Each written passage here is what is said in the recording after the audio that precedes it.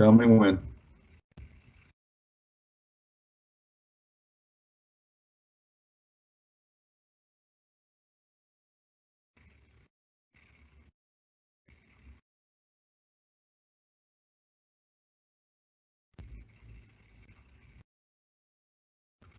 Ted, are we good to start?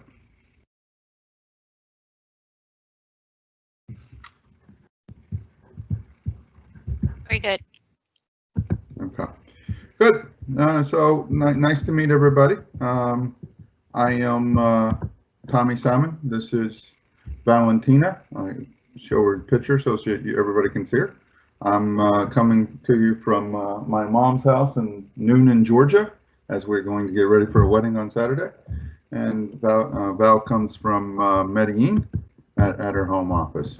So we're going to talk about RPA and why it fails to live up to some of its potential. This is based on results that we've had over the last 2 to 3 years working with multiple clients, and really, quite frankly, going through and making a lot of the same mistakes ourselves and kind of figuring it out with clients and figuring out, one of the things I was going to do is actually title this for our 5 practical ways to get started with RPA, pragmatic practical ways for getting started with RPA, and why each one of them will lead to your failure, right? So, and it's because we started in a very pragmatic, practical way, and we learned that some of the things that we were doing were leading to failure more than it was leading to success.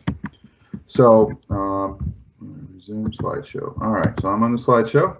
So again, as we talked about, this is our RPA. This is Tommy Simon. I'm president of the RPA business for Team International.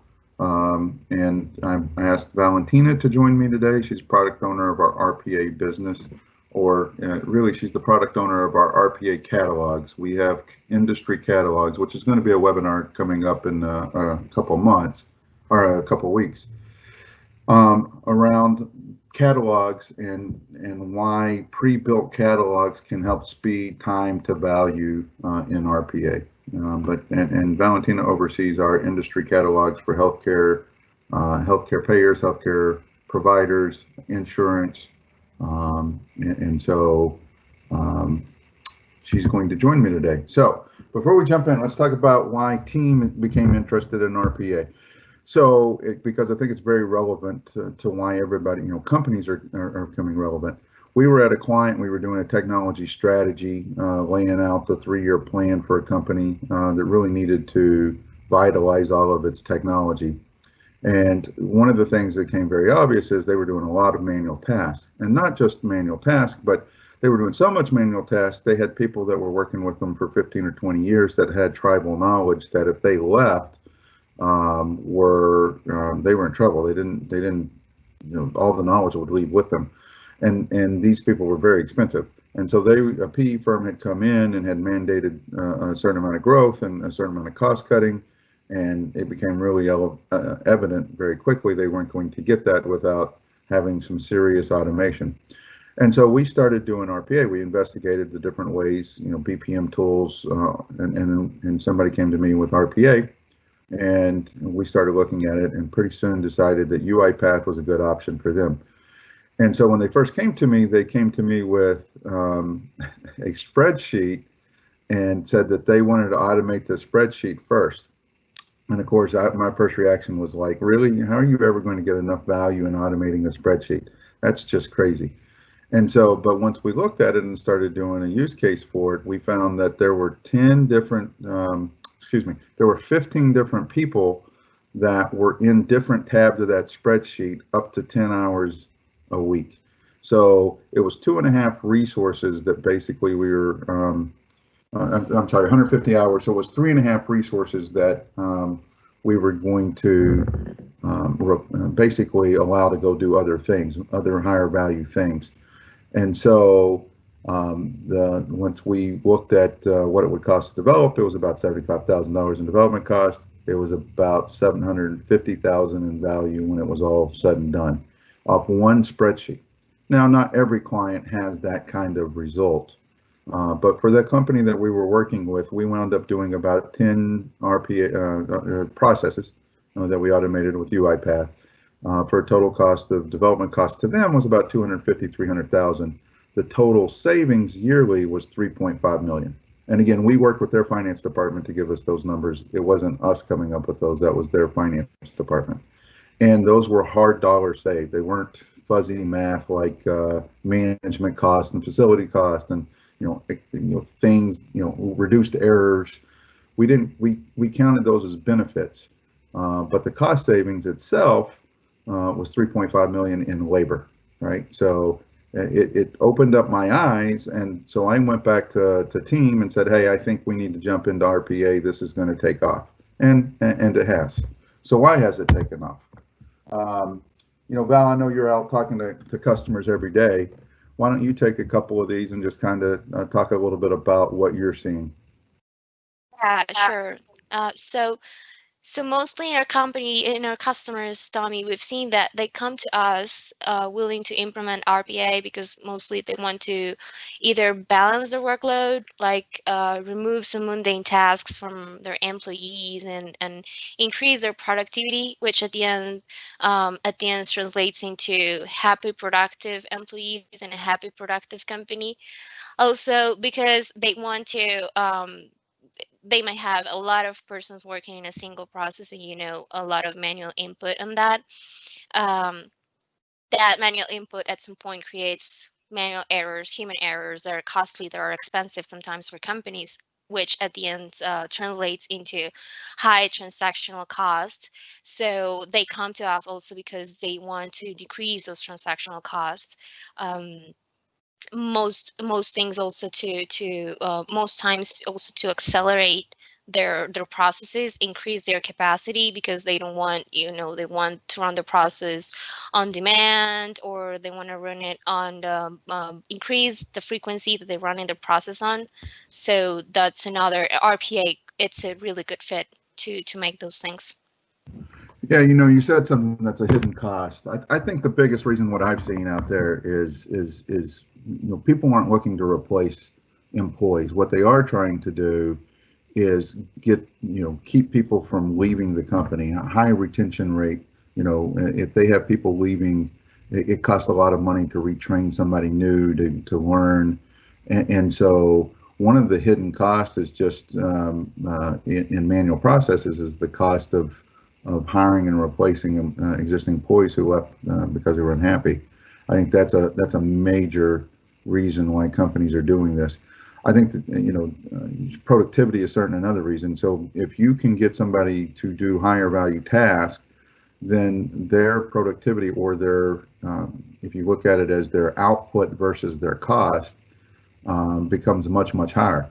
And so what a lot of companies we see happen is they don't necessarily let people go, but those people, when we replace an automated task, but what they do is move those people to a higher position somewhere where maybe they were trying to hire additional staff, so they don't hire as many people. So while the cost isn't directly related to the automation, the cost still goes down as an organization because those people can go and prevent having to hire other people. So I do think that's probably number one, and I do agree with you too on the lower cost trend per transaction. I think everything in business is trying to drive down what's our transaction cost. And one of the things, certainly RPA speeds things up so that you can shorten those transaction cycles, which will reduce the cost. But what a lot of people, don't realize is the bot works 24 hours. So your process capacity increases just because you have somebody working 24 hours. And so I do think that's a big piece of it.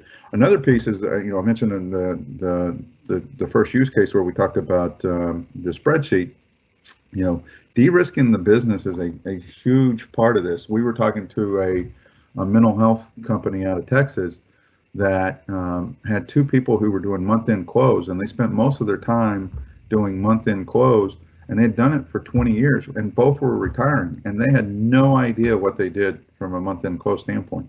And so we had to go in and automate it. They were spending, I think, 250 hours between them a month. We got that down to, I think it was 15 to 20 hours manually a month.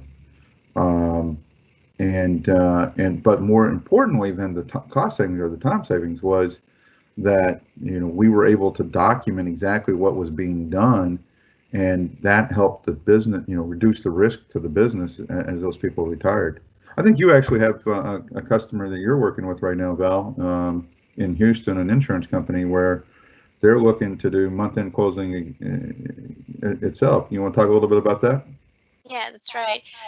They're looking into automate the monthly closing so that the bot can start automatically at a certain day at a certain time, which they cannot do with a human because they need to wait until the human gets to the office to launch the process, right?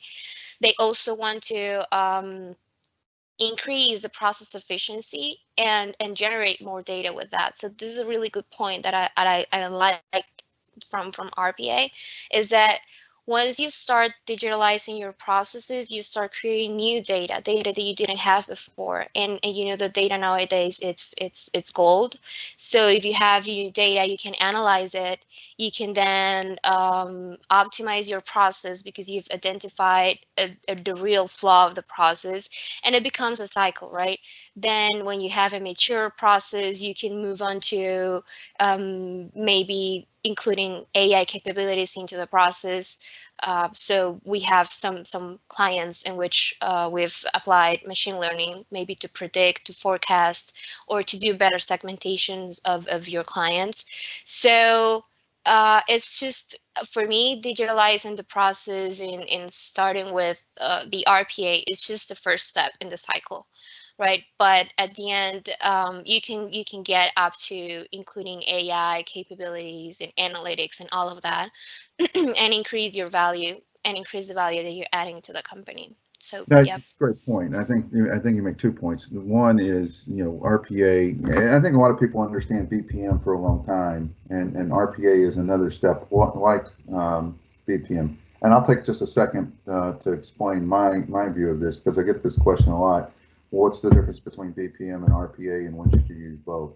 BPM is good for enterprise processes that are integrating into a lot of systems, and there's gaps and there's queues, right? And so there'll be time lapses between step 1 and step 2, right? RPA is about tasks. I'm going to automate a task that you're doing, and then I'm going to get done, and then I'm going to have that bot go do another task, right? So in a way, RPA and BPM can be worked together, where BPM has step 1, and then maybe you have some manual task in step 1 that the bot goes done and then comes back when it's done and it's finished. And then it moves to step 2. And but maybe there's a queue in step 2 where there's a 2 or 3 day delay. Well, you don't want the bot busy, right? So that's perfect for the BPM tool. It'll move from step 1 to step 2, and it'll wait until some action is done. And then maybe when that action's done, we kick off another bot to go do 3 or 4 more tasks. They get completed and step 2's done, and then we move to step 3. So BPM and RPA can be very effective together, and they're certainly very effective when you start looking at Six Sigma and Lean, and you're really looking at methodologies for optimizing processes, process optimization. So, and then the second thing that I think you talked about is really kind of moving up the food chain or the life cycle of RPA, right? RPA to me is a lot like analytics in the sense of this. In the old days, there was these big graphs that kind of explained, how do you move the maturity of reporting and analytics in an organization. But it really comes down to 5 steps. What did I do, right? Then once I know what I did, what am I doing now? Can I report on what I'm doing now? And then if I can report on what I'm doing now, can I look and start analyzing and determining why? If I can determine why, I can start looking at predicting. And if I can predict, and I understand it well enough to predict what's happening, then maybe I can change it. And then that's where we get into kind of prescriptive analytics. Well, the same thing's RPA, right? You start with down to the deal, say, can I automate what I'm doing now? Can I start doing complex automations where bots are, things like chatbots interacting with RPA, right? Then can I start adding the analytics behind it so that I start understanding process? Then once I can do that, can I start using AI to predict, and then eventually maybe actually modify or make it prescriptive where you can actually change the outcomes. So you think about business rules and where business rules fall into that. I think the more that you can move up that food chain, the more success you're going to have as an organization in utilizing RPA. So why are companies failing? All right, that's why we're here today. Why are 80% of companies who start RPA wind up having less than 10 bots after 2 years? So why? That's if you would think RPA is all these things, you would think that there'd be a lot more bots. But why are there not? So there's 5 common fallacies, or, kind of false starts. And again, these are things that we've learned ourselves. And so one's, start with an easy process. Hey, let's start with a really easy one. Let's get the value proved, and then we can move on to more complex things that are going to have better returns. And we'll talk a little bit about why that leads to value. Another one is let's start with one. Let's just do one, get that over with, and everybody can see it, and then let's move on. The third one is let's start with a process that will not need much time for our SME. So, hey, the team's not bought in yet. They're a little skeptical. So let's try not to really hamper what they're doing, or because they're really busy. Mortgage companies right now, they're so busy doing everything. They're like, hey, we don't want to take our SMEs from work because they're making money, right? So let's find one that doesn't, involve their time. And, that can lead to some problems. Let's keep it in within the department, right? So IT, has compliance and sometimes can be a hindrance or business feels like they're a hindrance. And so, a lot of times companies will come to us and say, hey, let's just do it within the department and keep that there so we don't have to involve IT. And the problem is, and we'll go over some of the problems, but that certainly can lead to some failure. And then number 5 is, let's find this really complex project to start with. It goes across multiple departments. That way we get awareness all over the place. Every department's involved, right? And again, there's some great things about that, but there's also some negatives. So those are the 5 we're going to talk about today. And let's just jump right in. So Val, do you want to start with this one? Yeah, sure. I like this one because it's very common in people, and I don't judge them. I actually understand this is a valid thought. Like, hey, if we're going to start RPA, let's start with an easy process, right?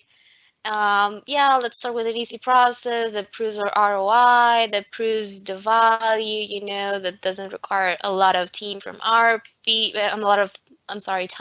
people, and all of that, and then prove the point, and then afterwards we can move into more complex process as well. That's valid, but at some point, the thing is that easy processes, they don't get too much attention from people, right? You probably might not get the ROI that you're expecting. And usually those kind of projects that no one is really committed, it's not really added too much value, or that doesn't have a high ROI. Usually those processes get delayed or postponed, right? So that kills the initiative automatically. Yeah, we were at a client. I'll give you a great example of a $600 million company. They really wanted, they're really excited about RPA, and they wanted to pick a process, an easy process to start with. And so it was supposed to be a 3 to 4 week process. I think it was 1 week for requirements, 2 to build, and 1 to go into UAT. So within a month, we were supposed to build it, right? So we get started. They couldn't get us access, which we'll talk about in a little bit. Because it was a kind of a low priority type of thing, they got busy. So we got extended. Took us 3 weeks to get access. We got started. Then trying to somebody went on vacation for 2 weeks, and the next thing it was 3.5, 4 months later, and we finally got it built, right? And then we did the use case, the value case, and it was basically a break-even ROI, which everybody always knew it was going to be a break-even ROI, but they wanted to try it as a way to get started. The problem is when they go back to the board and get everybody excited, everybody was excited about RPA 3 or 4 months ago, and they forgot about that now. Now, 4 months later, we're presenting a business case of, and they're like, it took 4 months to do that.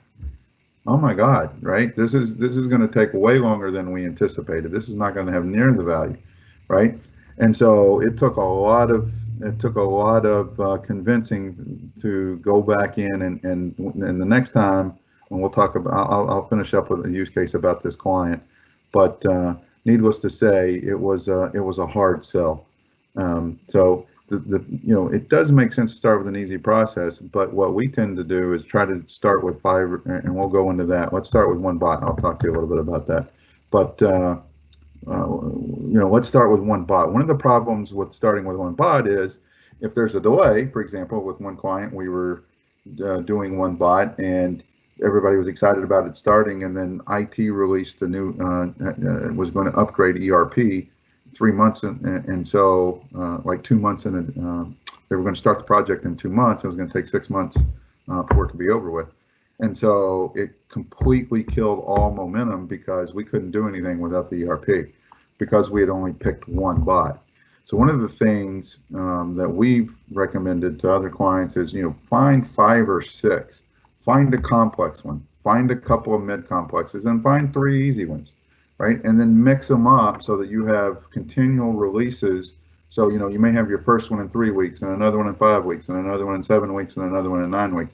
That way you're continually releasing new value to the organization.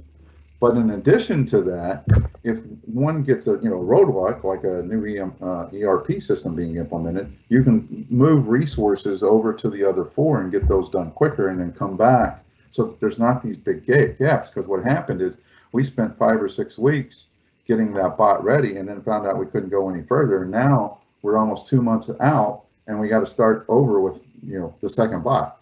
So it makes a lot of sense to start with one, but there's a lot of reasons why it's going to lead to your failure if you do that, or it could lead to your failure. Does that make sense? All right. So Val, why don't you take number 3? Yeah, that was also a good one. Let's start with the process that will not require, much time from our team or SME, because we don't want maybe the team, they're focused on a really good project. I don't want to drive the focus away, or I just want to demonstrate the value first before spending too much resource or energy or time and all of that. Which is a valid thought. I don't disagree with that, but the problem is that with RPA we would really need to have support from the person doing the job, right? So not having an SME or a few hours a week from the SME might lead to maybe not a well-defined process, and at the end you might get like the RPA a flaw within the RPA, or the RPA at the end is not going to meet your expectations. So that failure of the bot might at the end kill the initiative.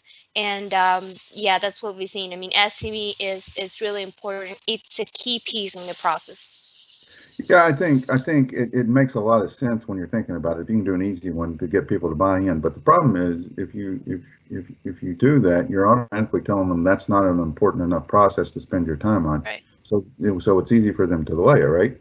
And then in addition to that, it's almost counterintuitive. In other words, the way that most people do that because they don't, they're afraid their team is worried that bots are going to take their jobs, which is not the case. In the vast majority of times, 90% of the cases, no one is ever let go when bots come in.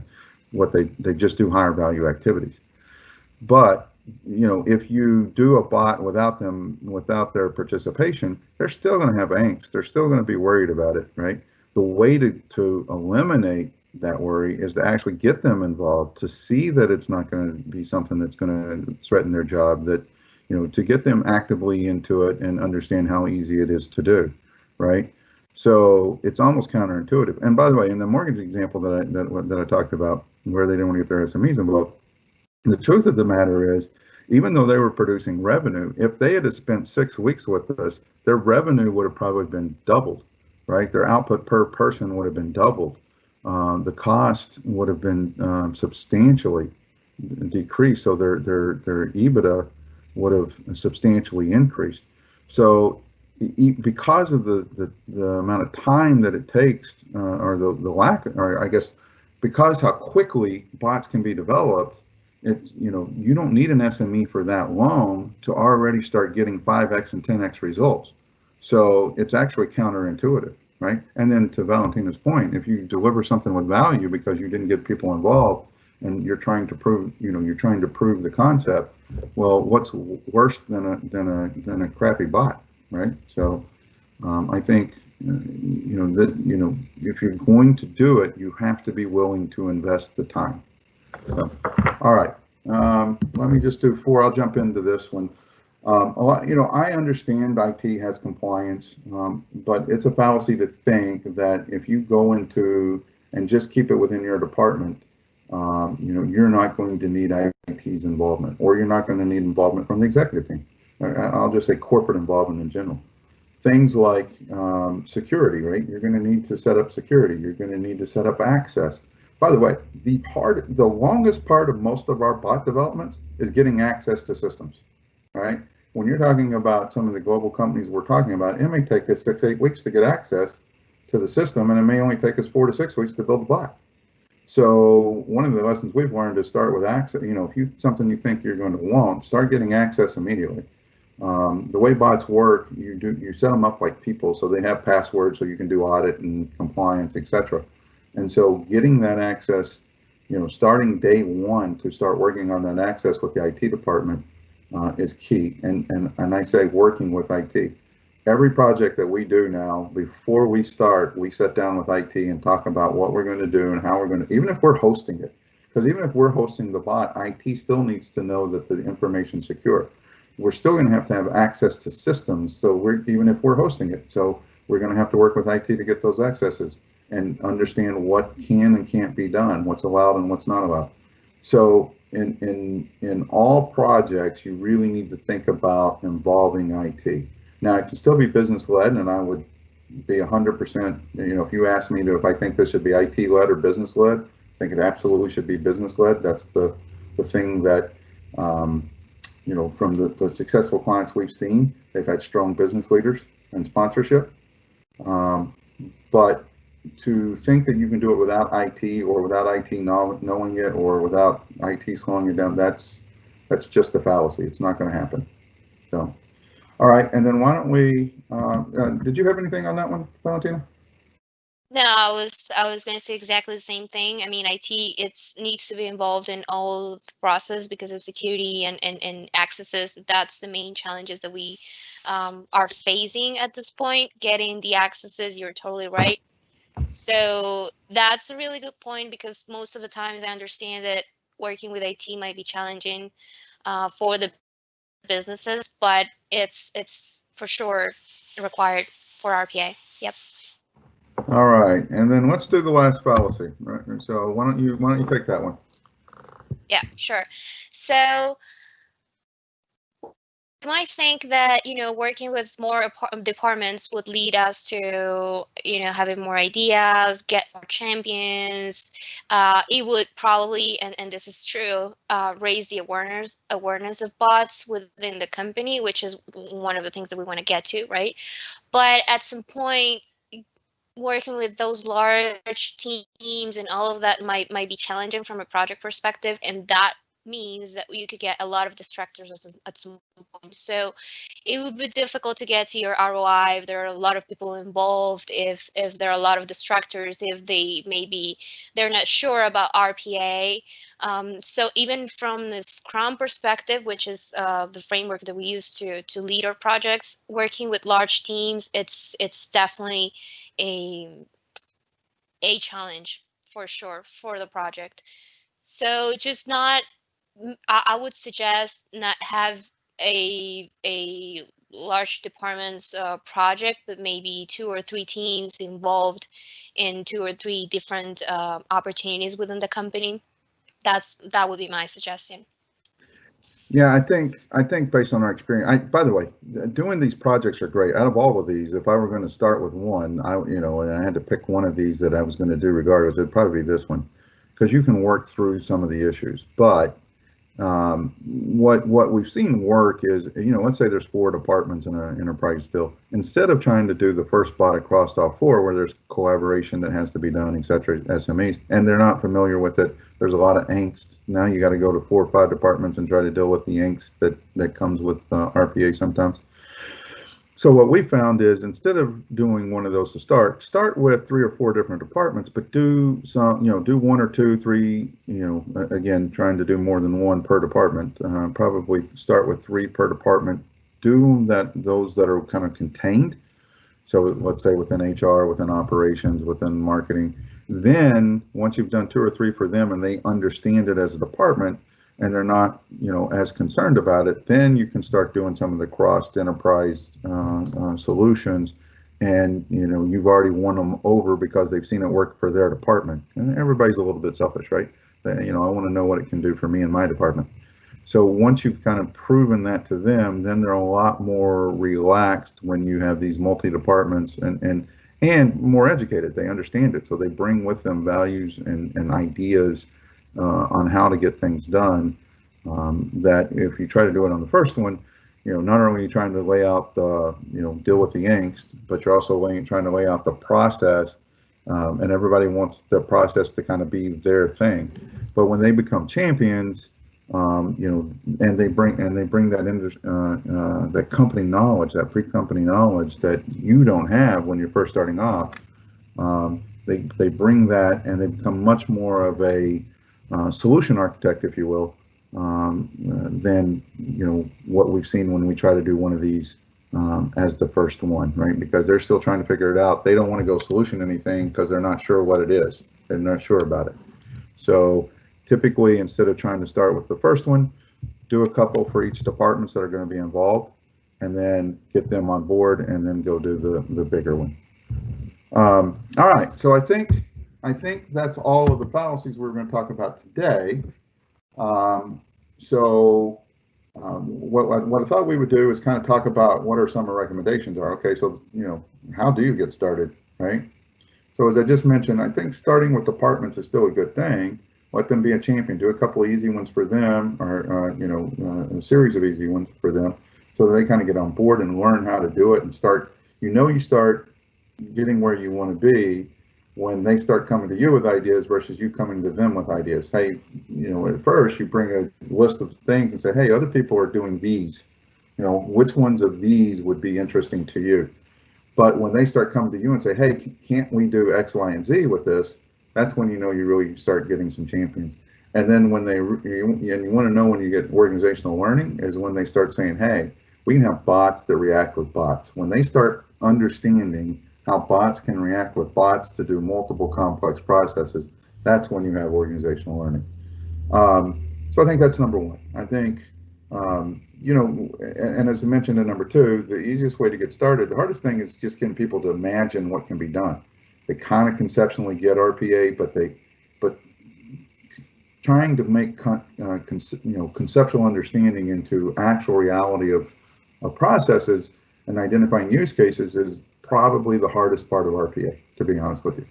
So what we've done as a company is we have a list. We're building use cases and catalogs in the background. So when we start, we sit down with the business and just say, hey, here's what other people are doing. Here's some demos, in your departments, and kind of try to identify some of the ones that might be common to them. For example, everybody understands AP, right? So we created an AP application.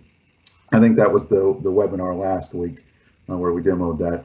We started we did an AP application because so many people were using it. And that's a perfect example. When you go into a new finance department, first question you ask is, hey, are you automating AP? Why? Because it's the most common issue. So, you try to find those use cases that are kind of common across multiple companies and industries and get their mind going. Then you try to show them some demos to show how that would work, in hopes of they start, the clicks, and they start becoming your solution person. Then after you do the use cases, you want to find 4 or 5 that are relevant to you. Again, I wouldn't start with one. The best number is 5 or 6 to start. But I would say you can go as low as 3, but I wouldn't really go less than 3 when you're starting out. It just makes the work go better, and it prevents starts and stops. And then after you've identified those use cases in your department, then you want to quickly determine the probability of success. You don't want to spend a lot of time on something that was never going to be successful. So how do there's 2 qualifications. One, is it going to bring enough money for it to be justified, or is there another business reason, right? For example, de-risking the business, or you're afraid somebody's going to leave because they're spending a lot of time doing something that they hate, right? Those are legitimate reasons to do other than just ROI. But typically what we do is give a spreadsheet to a client and say, and there's a list of questions, and the first question is it a good candidate? What, can we automate it? And then, okay, does it make sense to automate it? is the second piece of that from an ROI or a probability standpoint. Quickly fill that out. Once you fill that out, then you sit down and you look at the viable ones and you do a feasibility study. And if anybody's interested, I can send you a feasibility study that we just did. I just finished a feasibility study that's going to be a bot that we're doing a revenue share with a company. It's going to be about $25,000 a month. They're going to pay me, which sounds like a lot until they're going to save about $250,000 a month. So actually about $300,000 a month. So that because we actually paid for all development, all support. When we do a revenue cycle or a revenue share, basically we take on all costs. All development costs, all identifying what doing the feasibility studies, identifying the processes, developing, testing them, supporting them, all of that. We take on the cost of that, so that it takes away the risk from the client. And then we do usually 10x of anything that we save. So, in that case, it was actually 12x. So, all right. So we prepare a feasibility study for each process and determine the ROI for each one, and then as a program as a whole, right? And then we start with 3 to 5 processes to begin development in. The key, and I know Valentina, you wanted to talk about number 7. I know that's important to you. So why don't you take 7?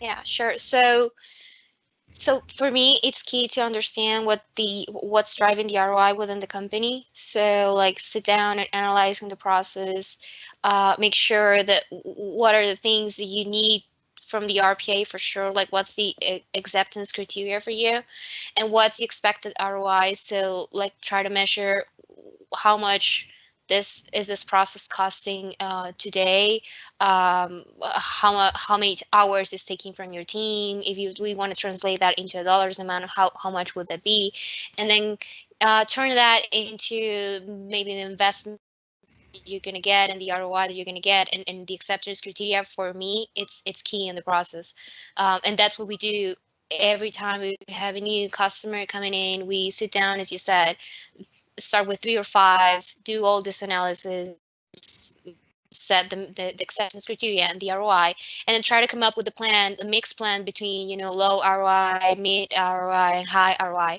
to continue with their RPA journey within that company. So yeah, I would emphasize a lot on the 7th, especially on the ROI. Exactly. Yeah, I think I want to explain the difference when we say measurable acceptance criteria versus ROI, because I think that's important. To us, when we do ROI, it's hard cost. Like we don't try to mix, management. We're saving 500 hours, right? Well, we're going to add 50 hours of management time because they won't have to manage. That's great, and it probably is true. But I don't want to muddy up or make our ROI subjective. I'm looking at how many hours are we reducing, what is the cost of that hour, and then what would you be spending, to do that, and then that was what makes up ROI. So hard dollars. Right?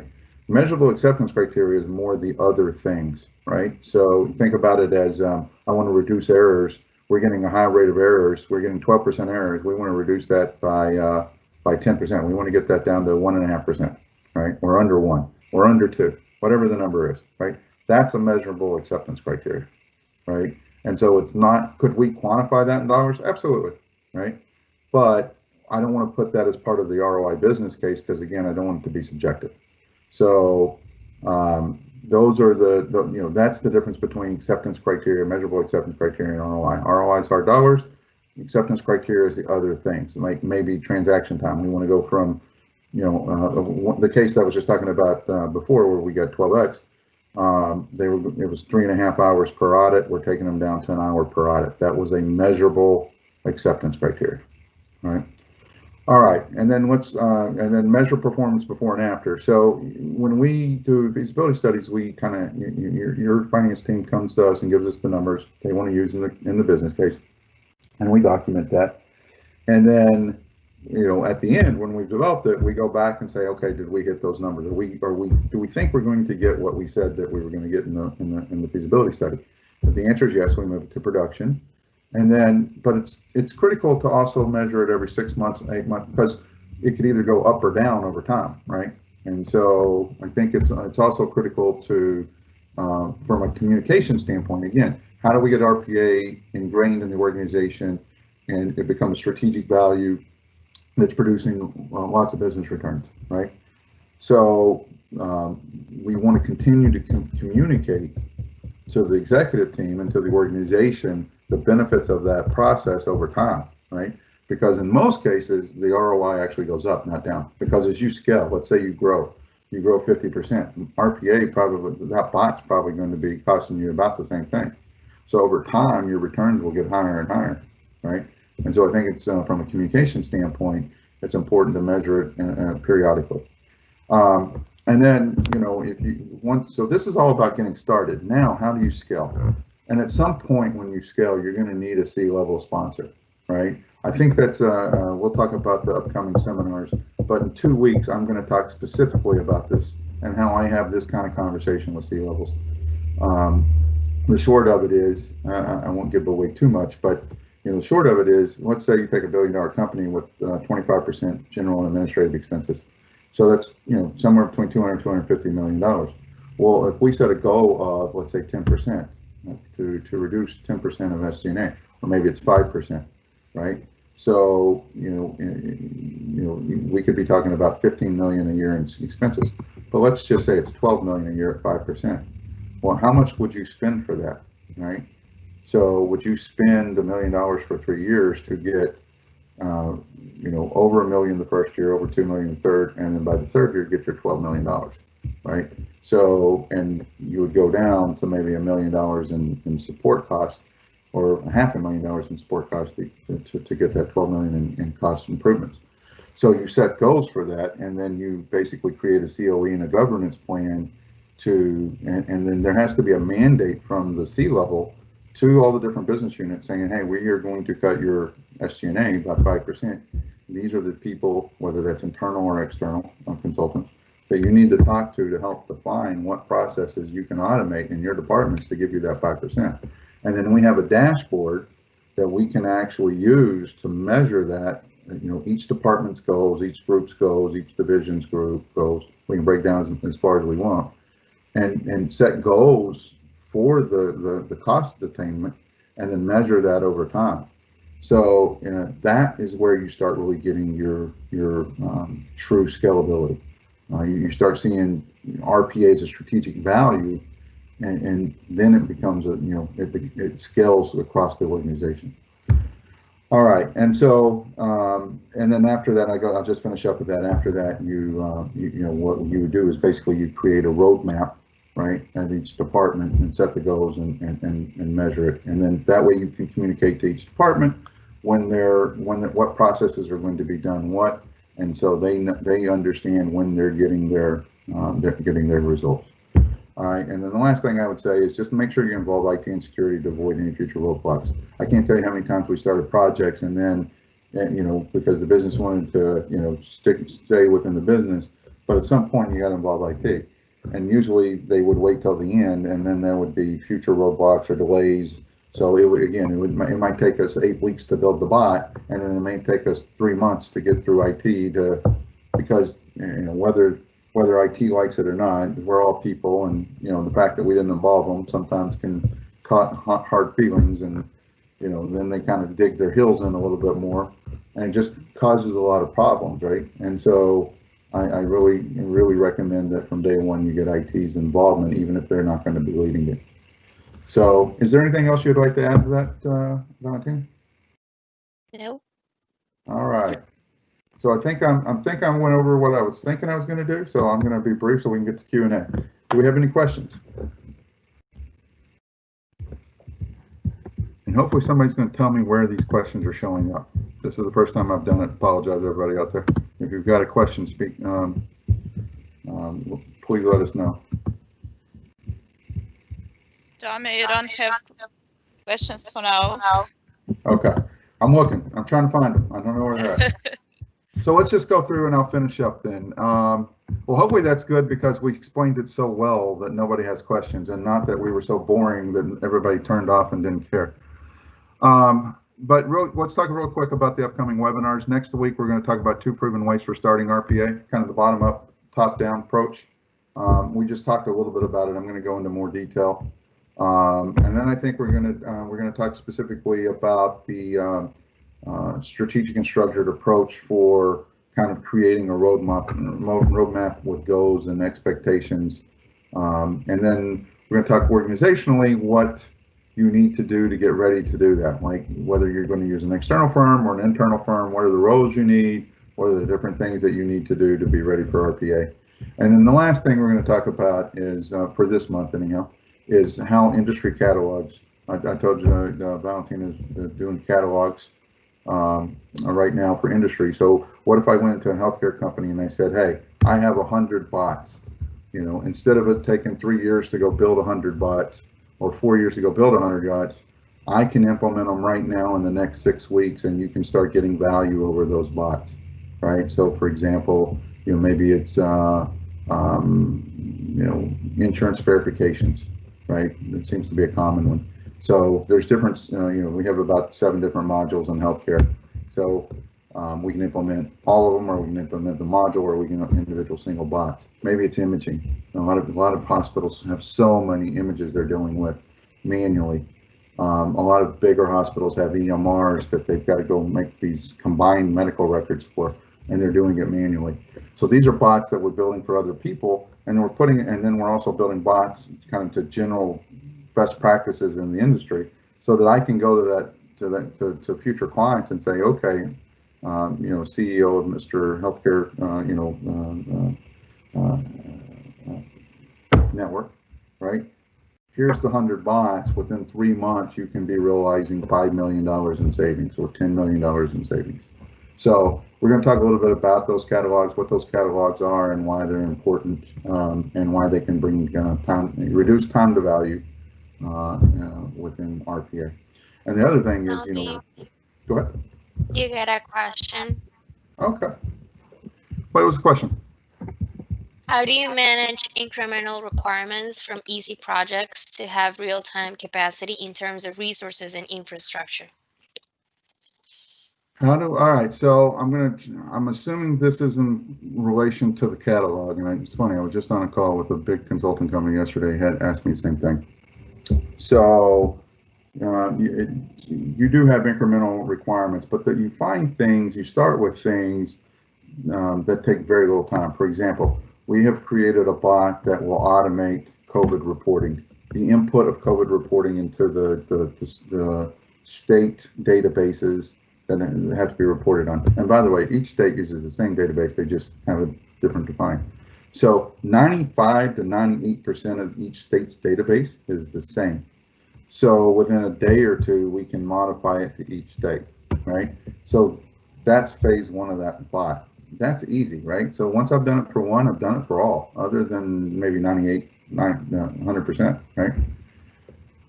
Then the second phase of that is actually collecting all of the data, right? And so we've done that in 2 phases. We actually created a report that, let's say we started with Epic.